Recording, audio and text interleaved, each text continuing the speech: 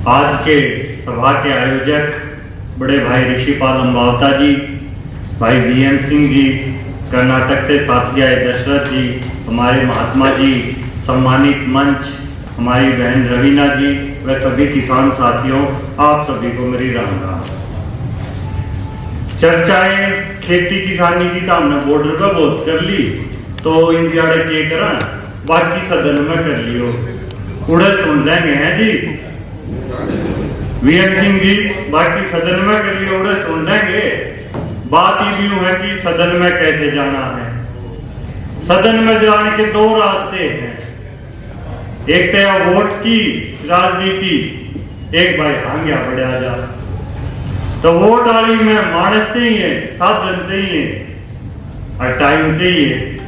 तो आप आगे बढ़ो, वोट की राजनीति करनी है तो मेरी तरफ से एक में तो गाड़ी है, 4 मानस हैं, वे आपने हमेशा मिले।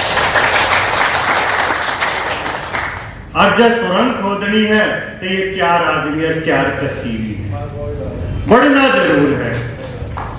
बड़े दुखी हुए हैं गाजीपुर के लिए बैठे थे आप। अरे उड़ा गाजीपुर मंडी की बांस आया करती थे, याद था रे, अड़ा जाकर बड़े हैं, महकती आवे खुशबू, बाहर फुहारे चल रहे, या हमारी दिल्ली नहीं है कि, या हमारी दिल्ली नहीं है कि, अगर हमारा हक नहीं है। अरे हम किसान उधर बोल रहा कर लगा। और सबको पता है वीएम सिंह जी जिसने शुरुआत करी, और आप बड़े लीडर हैं, आगे बढ़ सके हैं, और बीमारी का बहाना नहीं लेने देंगे। जो भी बात से ना दिक्कत होगी तो जब मुद्दा चाहिए वो भी दे जाएंगे, लेकिन लड़ाई लड़नी है। बड़े दुखी हो गया, आज आके देखा ना किसान तक गाजीपुर बॉर्डर पर बांसूंगे, अलियाड़ महक में झूठ और बुराई के रास्ते पे आए हुए ये। ना हमारे गेहूं की वैल्यू, ना हमारे सेब की वैल्यू, ना आलू की, ना आम की। उस आम के जूस की जब कैटरीना कैफ वो करे ना एडवर्टाइजिंग, आम के जूस की तो वैल्यू है। और रणबीर कपूर जब चिप्स बेचे, चिप्स की वैल्यू है। और ये आके गुजराती झूठ बेच गए, इनकी वैल्यू। हमारी वैल्यू बनानी पड़ेगी। और मैं तो यह भी कहूंगा, हमारे बड़े बुजुर्ग चौधरी छोटराम चौधरी चरण सिंह का नाम लिया तो वे कह के गए थे, और भाई देश में पिस्तौल का लाइसेंस चाहिए तो तोप का अप्लाई करियो, तो बड़ी ही सीट मांगो, बड़ी ही सीट देखो। अच्छी ही 200 मांगेंगे जब 2-1 मिलेगी कहीं ना कहीं, लेकिन हमने घुसना जरूर है, क्योंकि हालात बड़े खराब हैं। देश का किसान भी फिट रहा है, देश का नौजवान भी फिट रहा है। और ये हमारे बैठे हैं बाहर, वे जवान आ रहे अग्निपथ आए 1 रैंक 1 पेंशन के, उन्हें अरेस्ट कर लेंगे। यहाँ पहलवान पिट रहे हैं, देश की प्रतिभाओं को रोंदा जा रहा है, रोंदा। सब ने देखा, चाहे वो मणिपुर हो, चाहे दिल्ली हो, चाहे कहीं हो।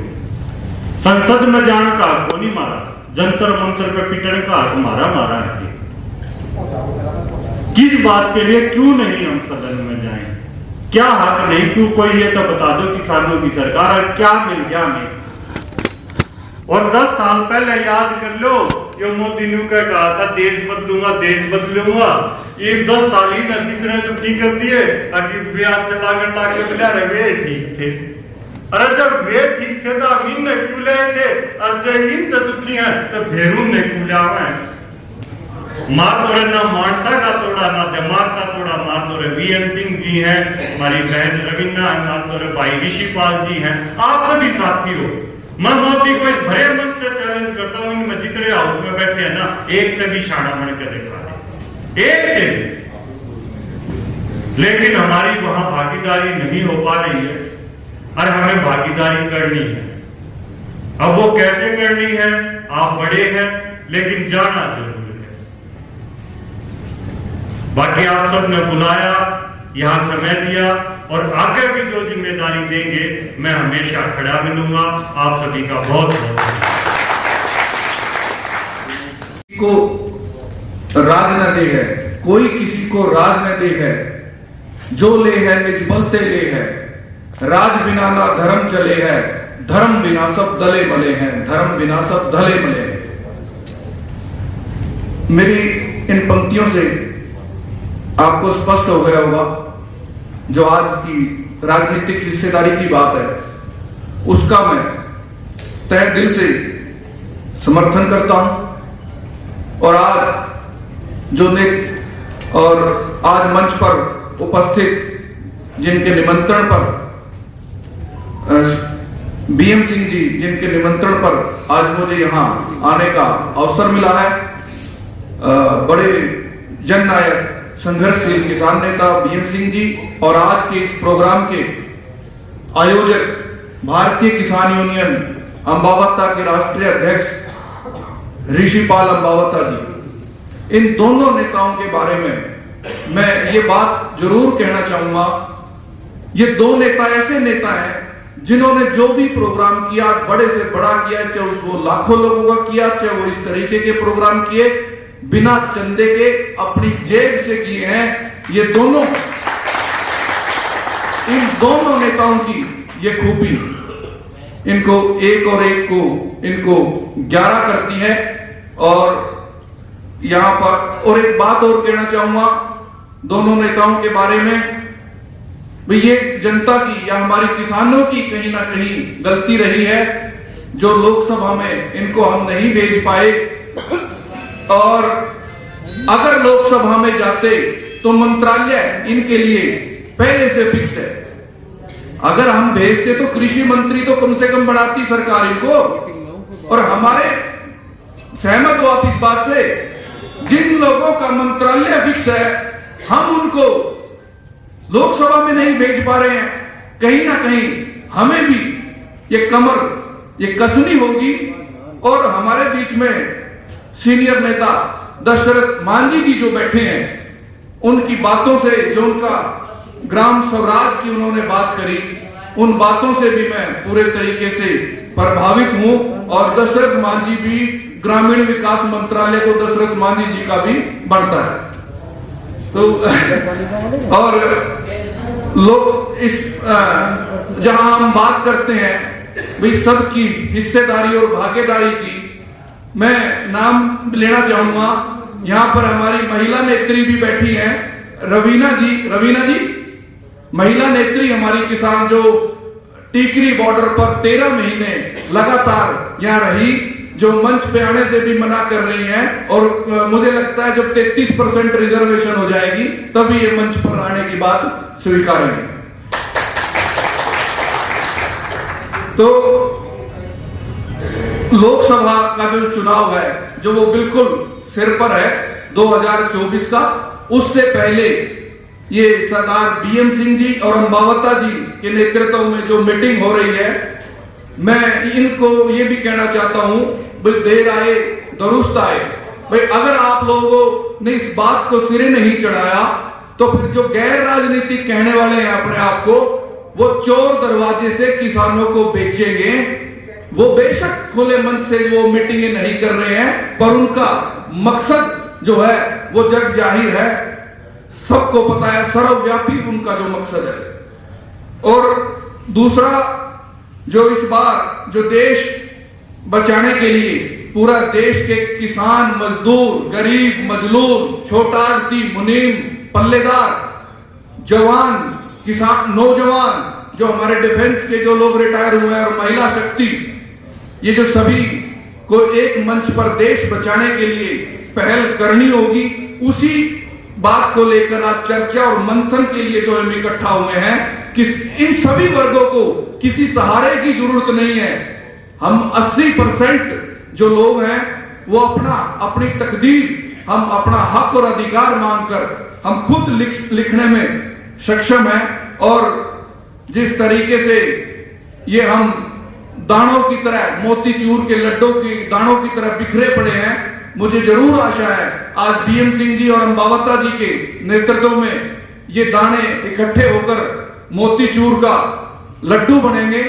और एक बात और कहना चाहता हूं, रकी के खूं हैं हर शख्से आम की रग में, बहादुर कौम के लोग हक मांगते नहीं हक छीन लिया करते हैं, हक मांगते नहीं हक छीन लिया करते हैं। और जो भी आप लोग, दोनों लोग जो फैसला करोगे, बीएम सिंह साहब ने ये बात कही है, भाई 10% हमारी हिस्सेदारी बनती है तो तकरीबन 55 सीट हमारी बनती है। मैं आपको ये आश्वासन देता हूं अपने संगठन भारतीय किसान मजदूर नौजवान यूनियन की तरफ से, जहां आप दोनों का जहां पसीना बहेगा, हम आप खून बहाने से भी पीछे नहीं हटेंगे, क्योंकि संघर्षों के साए में बलिदान की अग्नि जलती है, उस ओर जमाना चलता है जिस ओर जवानी चलती है। दोस्तों, मैं समझता हूं हमारे नेता हर तरीके से साधन संपन्न है, सक्षम है, और जो वोट की ताकत अगर हम इनको इनके फैसले में साथ रहकर प्रदान करें तो मुझे लगता है हम इस मामले में कामयाब रहेंगे। जय जवान, जय किसान, जय संविधान।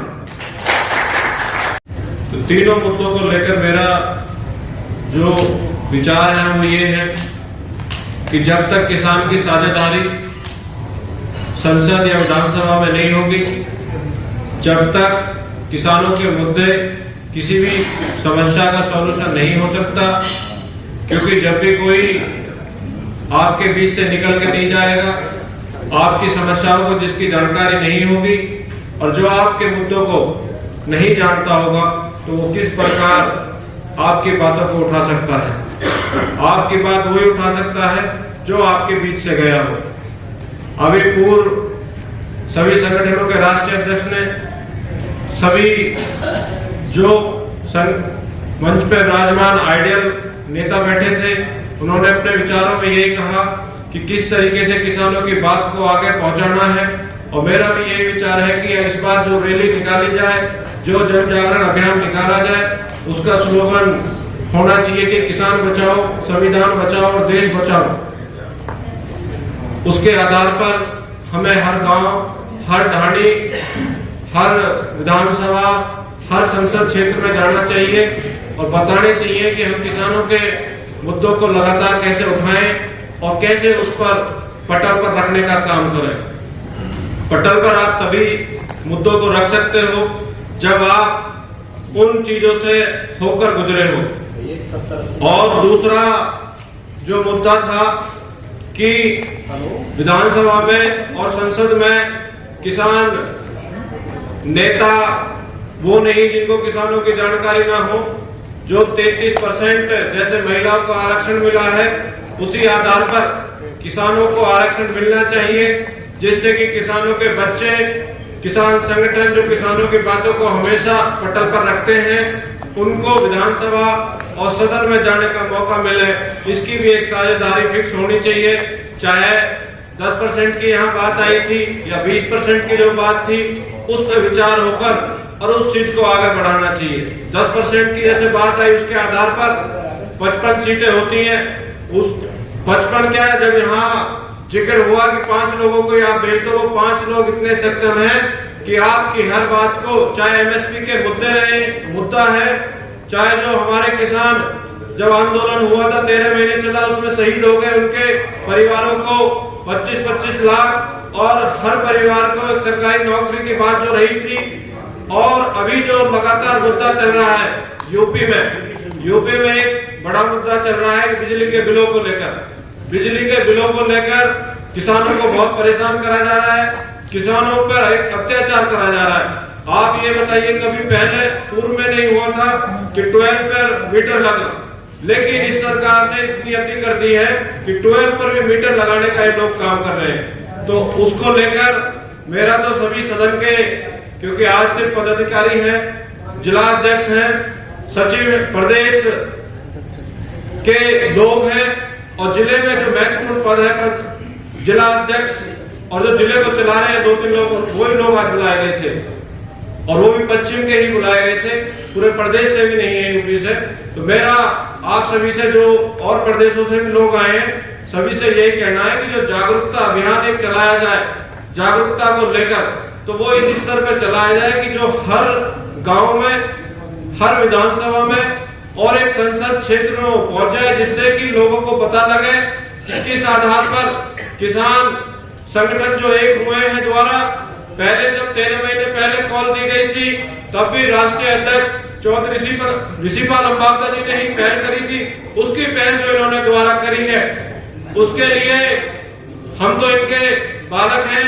ये हमेशा हमें सिखाते हैं, लेकिन हम भी कोशिश करेंगे हमेशा कि कहीं भी कोई बात रखने की या कहने की आएगी तो कहीं भी कोई बात नीचे रखने या गिराने का काम नहीं करेंगे। हमेशा आपकी बात को ऊंचा उठाने का काम करेंगे। जो जिम्मेदारी संगठन की तरफ से दी जाएगी गांव-गांव जाने की या किसी भी तरह की, उसको निभाने का पूरा काम करेंगे। इसी के साथ मैं अपनी वाणी को बढ़ा देता हूँ। जय जवान जय किसान, भारत माता की जय। याद रखें, संजीव जी कुरुक्षेत्र के अंदर बहुत बड़े किसान योद्धा के रूप में जिन्होंने काम किया है, संजीव जी। आदरणीय सम्मानित मंच और भिन्न भिन्न स्टेटों से आए किसान पदाधिकारी, आज यहां से जो भी निर्णय लेके जाए, मेरे हिसाब से मुझे तो इसका 2008 से बेसब्री से इंतजार था। मुझे आज भी वो दिन याद आया जब रविंद्र बाजवा जी मेरे घर के सामने आए। उन्होंने किसी किसान नेता के बारे में पूछा कि उसका घर कहां पे है, और मैंने जब भारतीय किसान यूनियन की प्लेट इनकी गाड़ी पे लगी देखी और मैंने एक ही बात कही कि प्रधान जी इस प्लेट को उतार दीजिए। इन्होंने कहा बेटा ऐसा क्यों? मैंने कहा कंडेला कांड हो गया हरियाणा के अंदर चौटाला सरकार में, और निशंक कांड कांग्रेस के सरकार में जिस वजह में मुख्यमंत्री था, तो वहां पर हमारे किसान शहीद हो चुके हैं। आप कब तक इस तरह से लड़ाई लड़ते रहेंगे? हमें इनका जवाब राजनीति से देना होगा।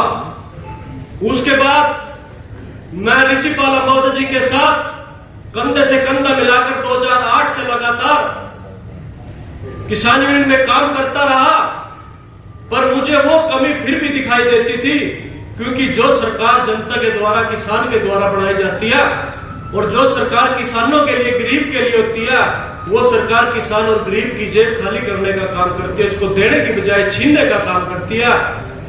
और मैं आपको बताना चाहता हूं, जो कांग्रेस पार्टी 510, 520 सीट हार सकती है, वो आपको एक सीट भी देने के लिए तैयार नहीं है। जो बीजेपी सरकार आतंकवादियों को, बदमाशों को, बलात्कारियों को टिकट दे सकती है, वो कमेरा वर्ग को, किसान वर्ग को एक टिकट भी नहीं दे सकती। फिर हम उनके लिए काम क्यों करें? हम कहते हैं बीजेपी ने ये किया, हम इसको बदल देंगे, हम कांग्रेस की सरकार लेके आएंगे। साथियों, मेरे साथी बैठे थे सोनीपत से, जब राजीव गांधी यूनिवर्सिटी के अंदर जमीन रिक्वायर हुई, हमने वहां भी लंबा संघर्ष किया। तो कोई भी सरकार आ जाओ, हमें सड़कों पर आना पड़ता है। मैं एक और बात कहना चाहता हूं, अगर भारतीय किसान यूनियन राजनीति में कदम रखने जा रही है, तो उससे पहले हमें सबसे बड़ी जो दिक्कत आती है, जब हम गांव में जाएंगे, जो किसान यूनियन का जो विधान है, नियम है, उसके अंदर ये लिखा हुआ कि किसान यूनियन के अंदर राजनीति नहीं कर सकते। आप उन नियमों को बदलो, क्योंकि जब आप उनके बीच में जाओगे, वो आपको कहेंगे कि हम राजनीतिक पार्टियों को छोड़कर हमने आप लोगों में आस्था जताई थी, अगर वही काम आप कर रहे हो फिर हम आप में शामिल क्यों हो रहे? सबसे पहले किसान यूनियन के अंदर राजनीति विधान बदलकर, वो नियम बदलकर, क्योंकि आज राजनीति लोगों का जो टकराने का काम करेंगे, आज उसके सामने इलेक्शन लड़कर हम उससे टकराएंगे। इस तरह से हम, जो हमारे किसानों ने दिल्ली के अंदर आंदोलन में 750 बलिदान दिए थे, हम अब बलिदान नहीं, उनसे आमने सामने लड़कर, टक्कर लड़कर संसद भवन में वहां पर कानून बनाकर किसानों को, गरीब को हक देंगे। तो कहीं ना कहीं ऋषिपाल अंबावता के अंदर लंबे समय से सोचते थे कि हम राजनीति में आए, पर उनको एक डर लगता था कि किसान यूनियन के अंदर वो नियम नहीं है, वो विधान नहीं है। उसको पता था कि हम अकेले हैं, क्योंकि हम लंबे समय तक गुलाम रहे अंग्रेजों के मुगलों पे। उसका कारण एक ही था कि जितने भी हमारे देश के अंदर राजा थे, हम सब आपस में बटे हुए थे। आज भी वही कारण है, किसान संगठन आपस में बटे हुए हैं। जब दिल्ली का आंदोलन चला, वहां पर सभी किसान संगठन एक होकर देश के प्रधानमंत्री से लड़ाई लड़ी और आप लोगों ने कामयाब हासिल की। तो आज ऋषिपाल अंबावता जी के साथ वीएमपी सिंह और दशरथ मांझी का समर्थन मिला, आज उनका हौसला डबल हो चुका है। और आज उन्होंने उन भाइयों का जो कंधे पे हाथ रखा गया, उनके सिर पे जो हाथ रखा गया, क्योंकि आज उनके साथ उनका भाईचारा संयुक्त किसान मोर्चे के सदस्य खड़े हुए हैं। आज उन्होंने भी निर्णय ले लिया कि हम आज यहां से इस मंच से राजनीति के अंदर कूदेंगे और आने वाले समय में जो किसानों का हक था, जो इनके कानून थे, जो स्वामीनाथन रिपोर्ट थी, कर्जा माफी रिपोर्ट थी, वो संसद में बैठकर कानून हम बनाएंगे, क्योंकि हमने अपने किसानों को खोया, शहीदियां दिया। इस तरह से हम सड़कों पर बैठकर अब लड़ाई नहीं लड़ेंगे। तो मैं यही कहूंगा, जो आज ये मीटिंग यहाँ पर दिल्ली के अंदर हुई है, आप इसी तरह से हर स्टेट के अंदर हर जिले में जाकर एक बार किसानों से विचार करें कि किसान यूनियन भी राजनीति में आना चाहती है और हम आपका समर्थन लेने के लिए आए हुए हैं। तो वहां पर एक संदेश जाएगा कि उन्होंने हमसे पूछकर यह कार्य किया और हम इसमें शामिल होते हैं, आप लोगों के साथ है, तो हम कामयाब हासिल करेंगे। तो मैं इन शब्दों के साथ जय जवान जय किसान। हमारे मुलुक सिंह जी वो आए, कृपा करके वो भी अपने विचार रखें। बड़े सज्जन पुरुष हैं, आप इनके लिए जोरदार तालियां बजा सकते हैं, क्योंकि बहुत बड़ी खेती करते हैं। पेवा के बड़े पंचायती उम्मीदवार हैं, लोग बड़े पीछे पड़े हैं इनके। वाहिगुरू जी का खालसा, वाहिगुरू जी की फतेह। अब साढ़े किसान वीरां ਨੂੰ एक चेतावनी ਦਿੱਤੀ ਜਾਂਦੀ है कि ਅਸੀਂ अपना इलेक्शन ਲੜੀਏ ਤੇ अपनी पार्टी कामयाब करिए। तो आप का मीटिंग है, आंध्रा में मीटिंग है, कर्नाटका में है, तमिलनाडु में है। सर आप लोग समय दीजिए, सर बता देंगे आपको। जी सर, दिसंबर से है 10 से 25 तक वहां पहुंच जाइएगा प्लीज। और मैं आप साथियों से एक ही बात कहूंगा, आपका जो ब्रह्मास्त्र है, जो संविधान ने आपको दिया है, उसका उपयोग सही कीजिए, अपने वोट का उपयोग सही कीजिए। वो कहते हैं ना, धर्म और रक्षित हम अपना धर्म निभाएंगे, धर्म आपको बचाएगा। बस यही चीज पे मैं बोलना है। जो आप लोग लेंगे निर्णय, उस निर्णय के साथ हम आपके साथ हैं। धन्यवाद। दलजीत सिंह मट्टू जी वो आए और इसी मुद्दे पर, जैसे वाजिद जी ने कम समय लगाए, और भी तैयार हो जाओ, जो भी आदरणीय किसान नेतागण एवं आए हुए सभी किसान साथियों, आज हम एक अहम मुद्दे पर बात करने के लिए और विचार सुनने के लिए जो आए हैं। हमारे देश को 75 साल हो गए हैं आजाद हुए को। जब ब्रिटिश हुकूमत थी तब भी किसान पिटता आया और देश आजाद होने के बाद भी किसान की दशा वही रही जो पहले थी। आज यहां पर आकर खुशी प्राप्त हुई है। कुछ साथियों ने कहा कि देर हुई दुरुस्त।